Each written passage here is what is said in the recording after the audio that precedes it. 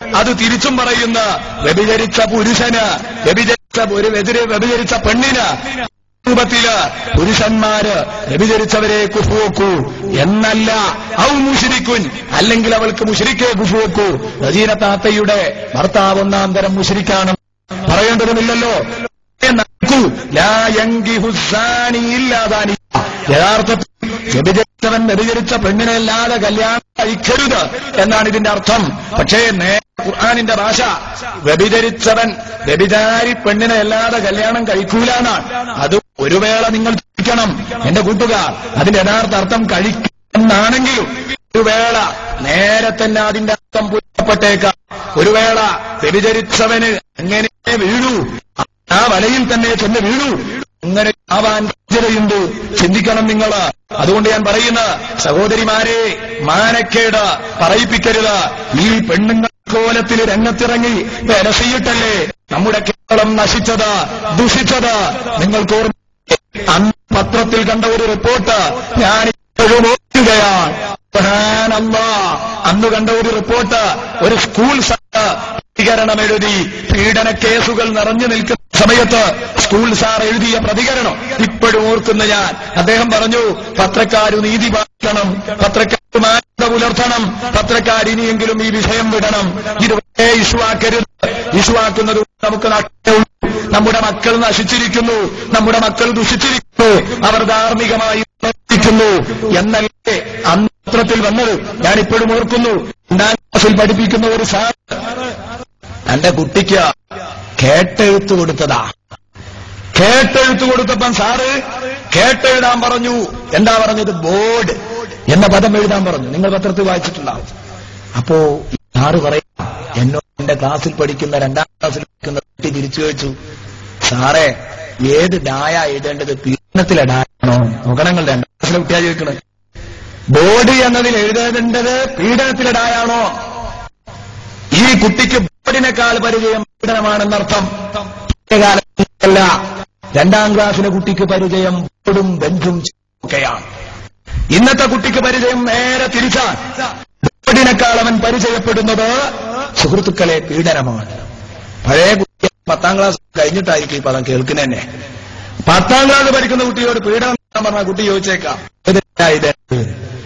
ഏതിടായാണ്, ബോർഡിലിടായാണോ ഇതിലിടായാണോ ഇടേണ്ടതും കുട്ടി തിരിച്ചു വെക്കും. കാരണം കുട്ടിക്ക് ബോർഡും ആ ബടിയൊക്കെ എന്നറിയുള്ളൂ. ഇന്ന് നേരെ തിരിച്ചു നോക്കൂ നിങ്ങൾ. ഈ രൂപത്തിൽ എത്തിച്ചത് സ്ത്രീകൾ അനാവശ്യമായി രംഗത്തിറങ്ങിയത് കൊണ്ടാണ്. എല്ലാവരുമാണ് പറയുന്നത് അന്യ സ്ത്രീ പുരുഷ ദർശനം കർശനമായ ഭാഷയിൽ ഇസ്ലാം വിലക്കി. അന്യ ദർശനം കർശനമായ ഭാഷയിൽ ഇസ്ലാം എന്തിനു വിലക്കി?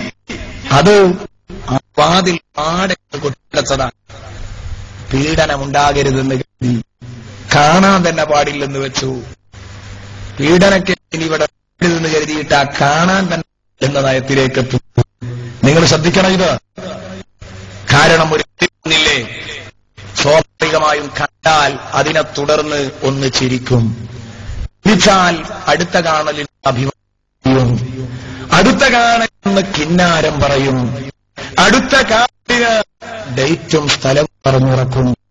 പിന്നീട് അവിടെ സന്ധിക്കുകയായി സന്ധിച്ചതിന്റെ ശേഷം നടക്കേണ്ടത് നടക്കും. കവിയുടെ കവിതയാണിത്.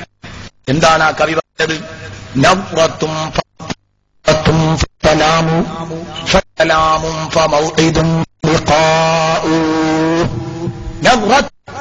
ആദ്യം ആഴ്ച പുഞ്ചിരിയ പ്രയോഗം നോക്കണം കവി. പിന്നെ ആദ്യമാണ് അഭിവാദ്യം ചെലൂട്ടലാണ് പരിപാടി. നവ്റത്തുൻ ഫബ്തിസാമത്തുൻ സലാമു. ഇത് കഴിഞ്ഞാൽ പിന്നെ കലാമു, ഒന്ന് മധുരമായി സംസാരിക്കല. അത് കഴിഞ്ഞാൽ മൗഇദു, ഡേറ്റും ഒക്കെ പറഞ്ഞുറക്കല. അത് കഴിഞ്ഞാൽ ഫലിഖാഉ, രണ്ടുപേരും സന്ധിക്കല. നോക്കൂ നിങ്ങൾ, എത്ര ശരിയാണ് ഈ പറഞ്ഞത്. അതുകൊണ്ടാണ് സുഹൃത്തുക്കളെ പാടില്ല. വാതിലങ്ങ് കൊട്ടിയടച്ചു. എന്റെ പ്രിയപ്പെട്ട സഹോദരനോട് ഞാൻ പറയട്ടെ, നിർബന്ധമായും പ്രിയപ്പെട്ട സഹോദരിമാർ ഇത് ശ്രദ്ധിക്കേണ്ട ഒരു നിർബന്ധിത സാഹചര്യത്തിൽ പെണ്ണിന് പുറത്തിറങ്ങാം. അല്ലാതെ ഉദാഹരണം ഹോസ്പിറ്റൽ കേസ്, പെണ്ണ് പുറത്തു പോകേണ്ടി വരും. ഹോസ്പിറ്റൽ കേസിന് പെണ്ണ് പുറത്തു പോകരുതെന്ന് പറഞ്ഞാൽ നടക്കില്ല. പെണ്ണിന്റെ പ്രസവ സംബന്ധമായ രോഗം, അതിന് പുരുഷൻ പോയതുകൊണ്ട് നടക്കില്ലല്ലോ. ഇവിടെ ഈ പ്രസവഹാലെത്തേണ്ടത് പെണ്ണ് തന്നെയാണ്. പുറത്തിറങ്ങരുതെന്ന് ഇസ്ലാം പറയാൻ പാടില്ല. അതുകൊണ്ട് ഈ നിർബന്ധിത സാഹചര്യത്തിൽ പെണ്ണിന് പുറത്തിറങ്ങാം.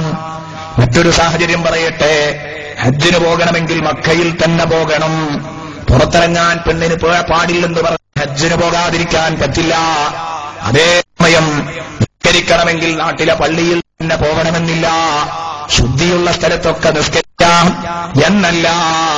പെണ്ണുങ്ങളെ സംബന്ധിച്ചിടത്തോളം അവർക്ക് ഏറ്റവും നല്ലത് അവരുടെ വീട്ടിന്റെ ഉള്ളിൽ വെച്ച് നിസ്കരിക്കാണെന്ന് സയ്യിദുനാ മുഹമ്മദുർ റസൂലുള്ളാഹി സ്വല്ലല്ലാഹു അലൈഹി വസല്ലം തങ്ങൾ പറഞ്ഞെങ്കിൽ, സഹോദരിമാരെ, നിർബന്ധിത സാഹചര്യത്തിൽ നിങ്ങൾക്ക് പുറത്തു പോകാം. ഒരു ഉദാഹരണവും കൂടെ പറയട്ടെ. ഈ നാട്ടിൽ ഇപ്പോഴും ജോലിക്ക് പോയി ജീവിക്കുന്ന മുസ്ലിം സഹോദരിമാരുണ്ടാകും. നിങ്ങളോട് പറയട്ടെ, നിങ്ങൾ പുറത്തിറങ്ങേണ്ടി വരും. എവിടെ? നിങ്ങൾക്ക് അരി കിട്ടണമെങ്കിൽ, തിന്നാനുള്ള ഭക്ഷണം കിട്ടണമെങ്കിൽ, ഭർത്താവിന് ആരോഗ്യമില്ല, അല്ലെങ്കിൽ ഭർത്താവിന് കഴിവില്ല, ഭർത്താവിന് ജോലിയില്ല, ആ സമയത്ത് ജോലിയുള്ള ഭാര്യ പുറത്തു പോകേണ്ടി വരും.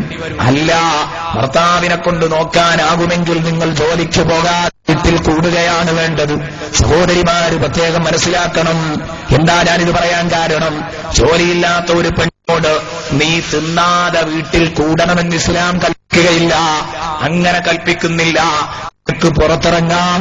നിനക്ക് ആ പുറത്തിറങ്ങുമ്പോൾ തന്നെ നിന്റെ നൗഇയ്യത്ത് മാനിച്ചുകൊണ്ട്, നീ പെണ്ണാണെന്ന ഉളുപ്പ് കാത്തു സൂക്ഷിച്ചുകൊണ്ട്, എല്ലാം മറച്ചുകൊണ്ട് സമ്പൂർണ്ണ മറയോടുകൂടെ നിനക്ക് പുറത്തു പോകാം, ജോലിക്ക് പോകാം, അരി ഒഴിക്കാം. ഇതിന് ഇസ്ലാം എതിരല്ല. എന്റെ സഹോദരിമാര് ചിന്തിക്കും.